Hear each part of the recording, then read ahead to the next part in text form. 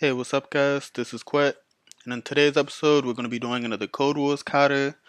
This kata I came across in a Slack group, um, in a coding group that I'm a part of in the DC area called Black Code Collective. Black Code Collective is a community of Black devs supporting skills, careers, and curiosity amongst other Black developers. If you're in the DC area, you should definitely look for them or meet up and come to one of the events. If not, you can always join their Slack channel and interact with them there. And so every week they kind of have these code katas that they slack out.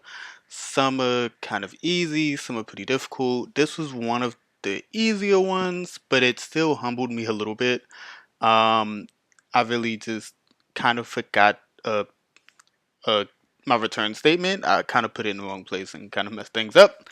However, yeah, it kind of, sometimes you'll get easier ones and it'll kind of humble you a little bit. But I just kind of wanted to go over what I did, what my process was, and just show you how I broke this problem down. This is going to be a little different than my previous videos where I would break it down and give the solution and then kind of refactor. This time I'm just gonna go with with the solution that I have and see how the video kind of turns out with that kind of style. So yeah, let's get into it. So, like I've said before, I prefer to use arrow functions. I just like the way they look. They're just aesthetically pleasing to me. So I'm gonna make an arrow function called count sheep, and it's gonna take in a number as a parameter. And there we go. So we have our function set up. And so what we're doing here, I didn't even intro the actual kata. We're going to be given a number. And with whatever number we get, we need to return number space sheep dot dot dot. Immediately after that last dot, we need to return the next number in the sequence, followed by space sheep dot dot dot. All the way until we end at the number that we're passing in. So in the example, you can see that we're taking 3 as the example, and we count 1, 2, 3. So it's kind of like that classic kind of cartoon thing where it's like, oh, I can't fall asleep. Like, let me just count sheep until I fall asleep. It's playing off of that idea. So yeah, so we have our function set up, and I figured the best thing for me to do was somehow to iterate over iterate through that range of numbers that I need to start at from 1 to whatever the number is that I'm passing. Go through all of those and add sheep dot dot dot, but I have to do it exactly like the string is, and I figured the best way for me to do that was going to be to push it into an array and kind of break it up from there. So the first thing that I did is I created an array called sheep, and then I created a for loop. And in this for loop, we're going to let I equal 1.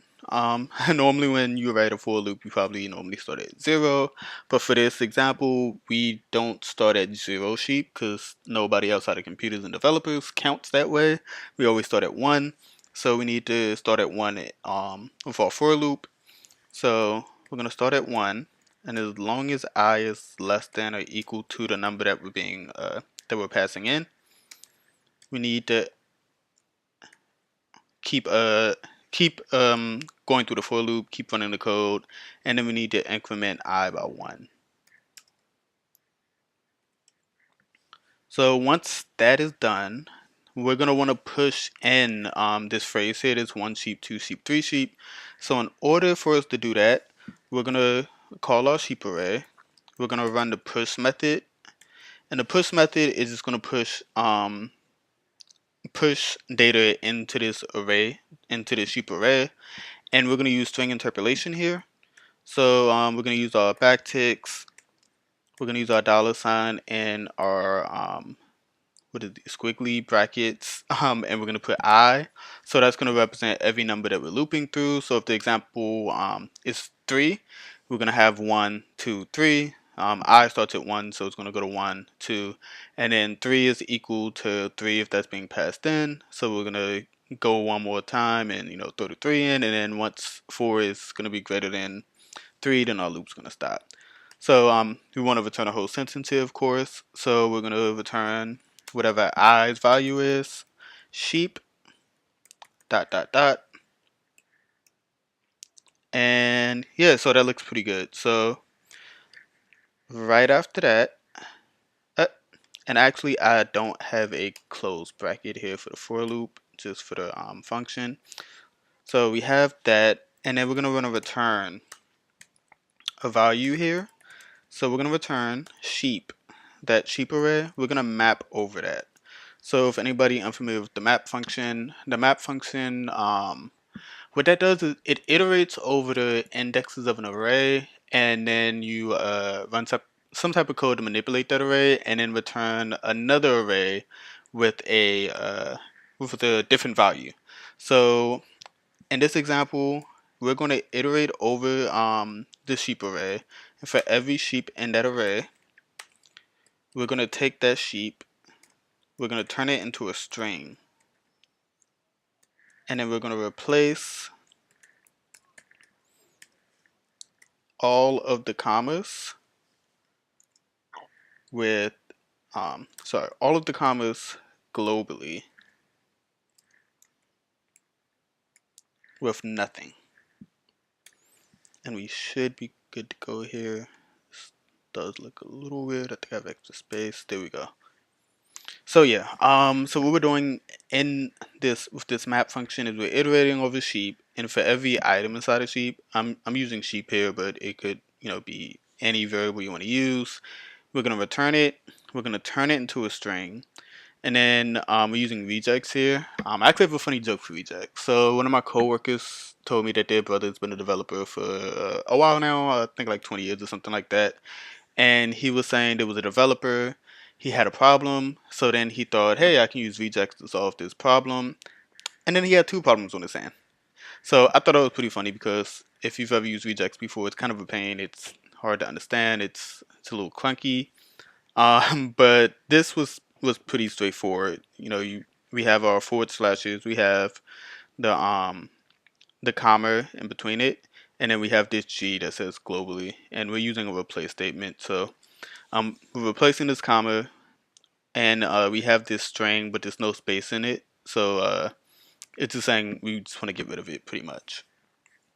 So if we run our code now, this should run. It should work. It looks like I made a mistake here somewhere.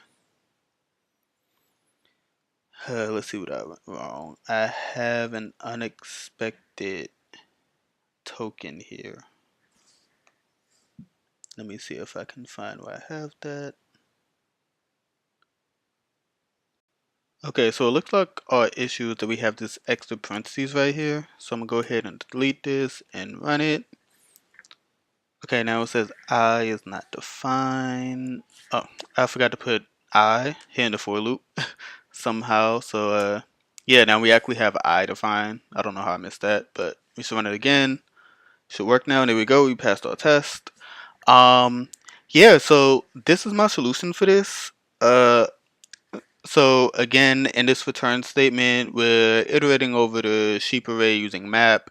We're taking every index. We're using the variable sheep here, but we're taking every index inside of sheep.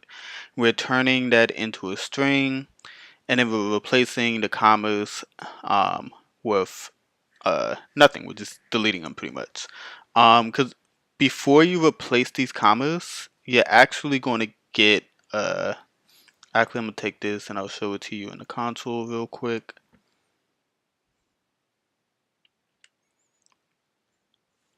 So if you look in our console here, oh, let's clear this up. If you look in our console here, if we get rid of, what is this? Oh, alright, try again. If I can copy and paste correctly. Okay, if we get rid of this replace right here,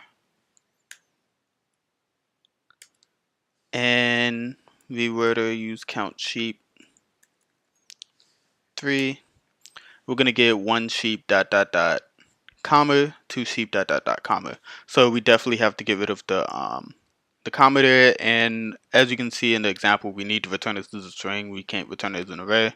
So that's why we need to run replace the get rid of the comma.